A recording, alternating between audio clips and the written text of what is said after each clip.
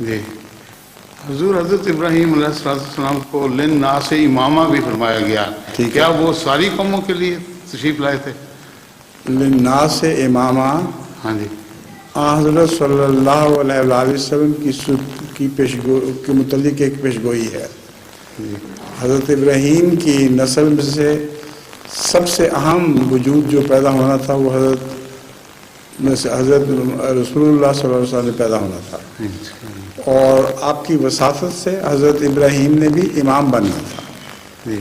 اور بغیر اس وساطت کے بھی کئی پہلو سے آپ کو امام الناس کا کہا جا سکتا ہے، کیونکہ یہودی اس وقت بہت بڑا غلبہ رکھتے ہیں، جی اور یہودی بھی آپ ہی کی اولاد میں سے ہیں، نسل میں سے ہیں، جی اور عیسائی اس وقت بہت بڑا غلبہ رکھتے ہیں،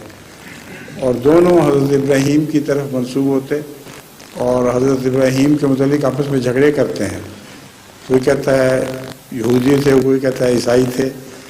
تو اس سے پتہ چلتا ہے کہ اس وقت جو دنیا میں جو غلبہ ہے جن الناس کا، جی وہ ابراہیم ہی کی اولاد ہے،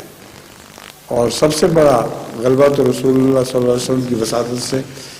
ابراہیم کو نصیب ہوگا، جبکہ دنیا کی اکثریت مسلمان ہو چکی ہوگی۔ جی جزاک اللہ حضور، اجازت ہو تو اجازت ہے۔